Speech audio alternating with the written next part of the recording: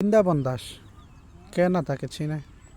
বৃন্দাবন দাস পাবনা জেলার ছাতমোহন উপজেলায় সারোয়া গ্রামে তিনি জন্মগ্রহণ করেন। তার পিতা স্বর্গীয় দয়াল কৃষ্ণ দাস ছিলেন একজন বিখ্যাত কীর্তন শিল্পী, পদাবলী কীর্তন এবং সাহিত্যের অগাধ পাণ্ডিত্যের অধিকারী। তার মাতা ময়না রানী 2018 সালে হৃদরোগে আক্রান্ত হয়ে 75 বছর বয়সে পরলোক গ্রহণ করেন।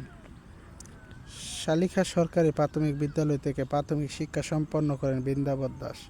চাঁদমোহন রাজা চন্দ্রনাথ এবং বাবু শম্ভুনাথ মডেল পাইলট উচ্চ বিদ্যালয় থেকে এসএসসি, চাঁদমোহন সরকারি ডিগ্রি কলেজ থেকে এইচএসসি পাস করেন। পরবর্তীতে ঢাকা বিশ্ববিদ্যালয়ে অধীন জগন্নাথ কলেজ থেকে বিএসসি সম্মান এবং রাষ্ট্রবিজ্ঞানে এসএমএস ডিগ্রি অর্জন করেন।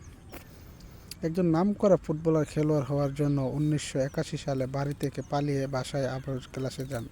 মননা বাসনার কথা জানান কিংবদন্তির তুলনায় ফুটবলার অমলেশ সেনকে, কিন্তু ব্যর্থ হয়ে আবার মাতৃভূমি চাঁদমোহনে ফিরে যান। 1984-86 সাল পর্যন্ত তার 3 বছর চাঁদমোহন উপজেলায় বর্ষসেরা ফুটবলার হিসেবে সবুজ পদকে ভূষিত হয়েছিল। বর্তমান জাতীয় কবি কাজী নজরুল ইসলাম বিশ্ববিদ্যালয়ের নাট্যকলা ও পরিচালনায় বিদ্যা বিভাগে খণ্ডকালীন শিক্ষক হিসেবে আছেন।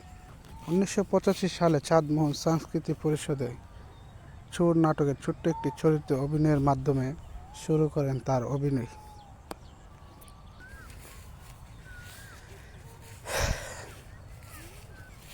1994 সালে ডেল্টা লাইফ ইন্স্যুরেন্স কোম্পানিতে প্রধান কার্যালয়ের জুনিয়র অফিসার পদে কিছুদিন কাজ করেন। 2006 সাল পর্যন্ত আন্তর্জাতিক উন্নয়ন সংস্থা কেয়ার বাংলাদেশে কাজ করেন।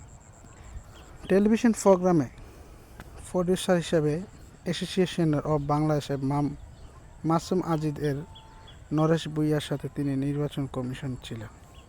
যদিও 1990-এর দশকের গোড়ার দিকে বৃন্দাবন দাস তার অভিনয় জীবন শুরু করেছিলেন, পরে তিনি বাংলাদেশি সিনিয়র অভিনেতা হয়ে ওঠেন। তিনি চঞ্চল চৌধুরী, মোশাররফ করিম এবং জাহিদ হাসান সহ অনেক শীর্ষ